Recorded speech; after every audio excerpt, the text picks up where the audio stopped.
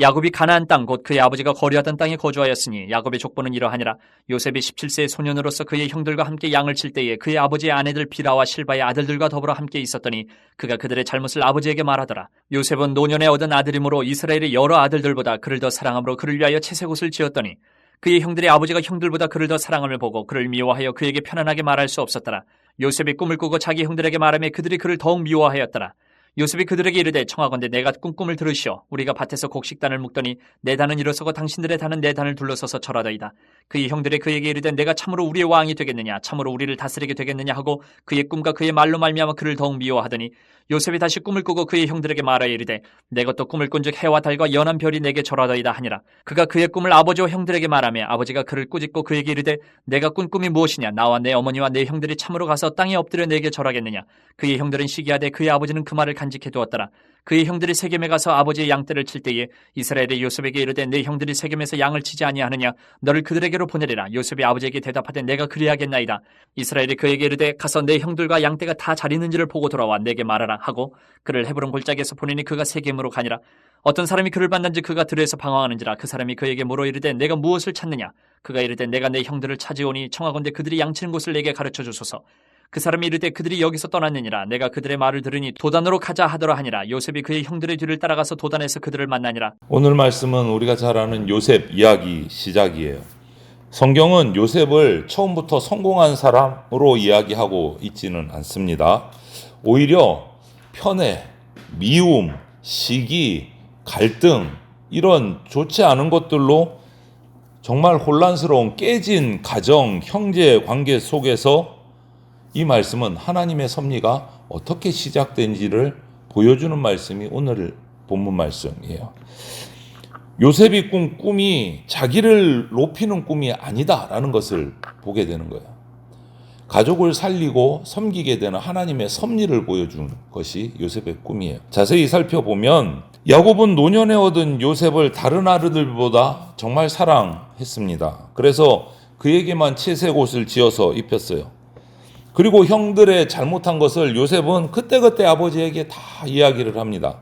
형들은 아버지가 요셉을 더 사랑하는 걸 보고 요셉을 질투하고 시기하고 그래서 미워합니다. 결국은 요셉에게는 함부로 편안하게 얘기를 할 수가 없는 상황까지 와요. 그러니까 형제 관계가 너무 불안한 거예요. 혼란스러운 거예요. 야곱의 이 집은 하나님의 언약을 이어가는 택함받은 가정이었지만 그 안에 평안함이 없었어요. 이런 형제들 간에 어려움이 계속 있었어요. 편애가 있고 비교하는 게 있고 또 오랜 마음의 상처들이 계속 있었습니다. 아버지 야곱 자신도 편애의 아픔을 경험한 사람이에요. 자기가 어렸을 때 아버지 이삭으로부터 자신이. 아버지 이삭은 에서 형을 사랑했고 어머니 리브가는 자기 야곱을 자신을 사랑했어요. 그 편애 때문에 결국은 형 에서와 야곱은 멀리 떨어져서 원수처럼 이렇게 떨어져서 살아야 했어요. 그런 것을 경험했는데 야곱은 지금 자기 가정에서 또 똑같은 편애의 일을 반복하고 있는 거예요. 다른 아들들이 많은데 자녀들이 많은데 요셉을 콕 찍어서 편애하는 거예요. 자기가 당했는데 자기가 또 그 잘못을 저지르고 있는 거예요. 여러분, 우리도 한번 돌아봐야 돼요. 내가 받은 상처를 다른 사람들에게 또 이렇게 반복하고 있지는 않을까. 또 자녀들이 여럿이 있으면 자녀를 비교하거나 아니면 다른 사람들과 내 자녀를 비교해서 차별하거나 그런 미움들을 내 속에 계속 담고 살아가고 있지는 않은가. 이 야곱처럼 스스로를 한번 우리가 살펴볼 필요가 있습니다. 그런데 그런 깨어진 불안한 막 힘든 가정 속에 복음의 위로하심이 있어요. 이게 뭐냐면 하나님은 완벽하게 준비된 사람, 준비된 가정만 쓰는 분이 아니다라는 거예요. 야곱의 집이 잘 준비가 돼서 진짜 영적으로 성숙해서 야곱의 가정에 하나님의 구속의 약속이 흘러갔느냐, 그거 아니다라는 거예요.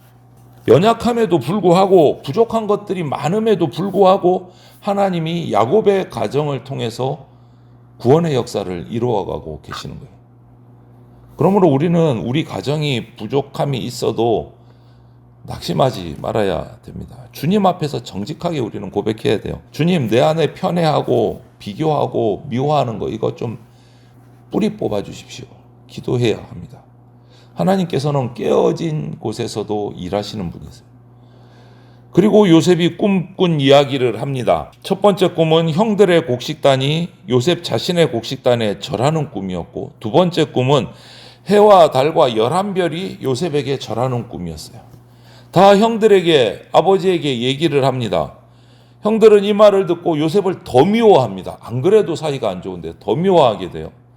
하지만 아버지 야곱은 꾸짖으면서도 그 이야기를 마음에 담아두었다라고 돼 있어요.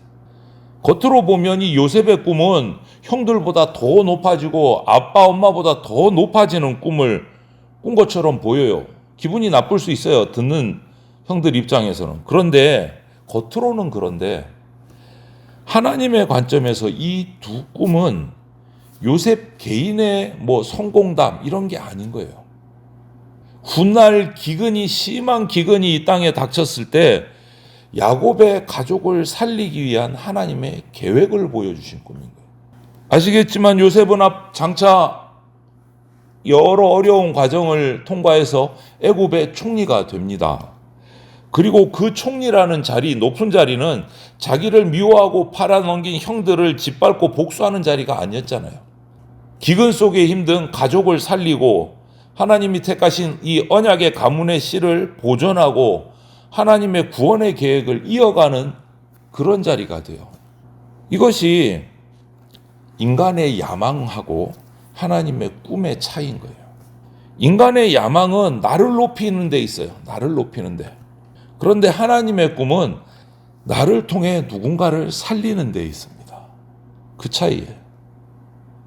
인간의 야망은 사람을 경쟁자로 보게 합니다. 밟고 올라가야 되는 경쟁자로 봐요. 그런데 하나님의 꿈은 사람을 섬김의 대상으로 봅니다.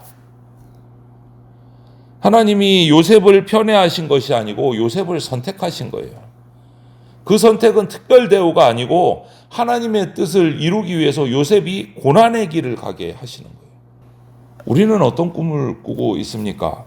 주님, 나를 높여주십시오. 내가 높이 올라가서 나를 괴롭혔던 사람들 내가 다 짓밟아 주겠습니다. 이런 꿈을 꾸고 있는 건지, 그런 기도만 하고 있는 건지, 이제는 우리는 다르게 기도해야 합니다. 주님, 나를 통해서 누군가 살아나게 해주십시오.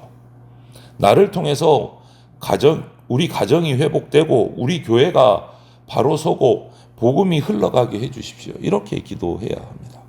그것이 하나님의 뜻이니까, 하나님의 꿈이니까. 여러분, 성도의 꿈은 성공이 아니고 섬김이 돼야 돼요. 섬김. 높아짐이 아니고 하나님께 쓰임받는 것이 우리 꿈이 돼야 됩니다. 그리고 이 꿈 이야기가 끝난 다음에 12절부터 보면 야곱은 세겜으로 가서 양을 치고 있는 형들의 안부를 확인하기 위해서 요셉을 보냅니다. 가서 형들이 어떻게 잘 있고 별일이 없는지 보고 와서 나한테 얘기를 해달라. 요셉에게 보내요. 그러니까 요셉은 내가 그리하겠습니다. 순종하고 대답하고 길을 떠납니다. 먼 길이에요. 그런데 세겜에 도착했더니 형과 이 가축들이 없어요.